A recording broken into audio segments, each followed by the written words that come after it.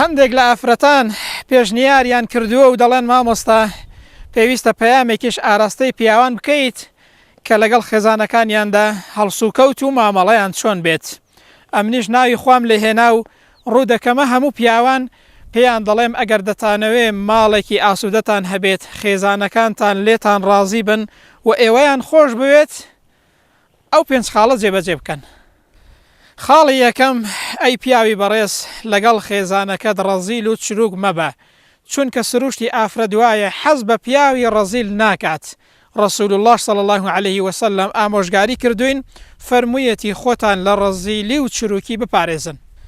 خاڵی دووەم، بێڕێزی بە خێزانەکەت مەکە و هەمیشە لای خەڵکی مەدح و ستایشی بکە، چونکە ژن حەز دەکات ڕێز و تەقدیری بگری، هەڵبەت جارجارەش ستایشی خاوێنی ماڵ و شێوە خۆشەکانیت بیر نەچێت.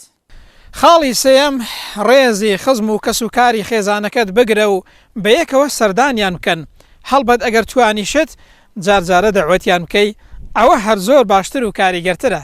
خاڵی چوارەم، هەمیشە سیفەتە چاک و جوانەکانی خێزانەکەت لە بەرچاو بگرە و ئەگەریش کەم و کڕیەکی هەبوو لێی لە دڵ مەگرە، هەڵبەت کاکە وەکو مێشە ڕەشەش مەبە. خاڵی پێنجەم، هەمیشە بە حەزەوە گوێ بە خێزانەکەت بگرە، چونکە ژن هەر کاتێک کە دڵی پڕ بێت، کێشە و گرفتێکی هەبێ، خەم و خەفەتێکی هەبێت، حەز دەکا کەسێک هەبێ کە گوێی بۆ بگرێت. دەی تۆش گوێی بە بگرە، دڵنیا بە زۆر لە کێشە و گرفتەکانی حەل دەبێت. جا ئەگەر ئەو پەیامەت جێبەجێ کرد، ئەو سادەزانی خێزانەکەت چەند ئەتۆی خۆش دەوێت و ماڵێکی ئاسوودە و خێزانێکی بەختەوەرت دەبێت. وەختێکیش لە ماڵ چوویە دەرەوە، خێزانەکەت زەنگی مۆبایلیت بۆ لێ دەدات و ئەحواڵت دەپرسێت، هەڵبەت زووزوش دەڵێت پیاوەکە وەختە بگەڕێەوە. هیوام سەلامەتی و بەختەوەری ماڵەکانتانە.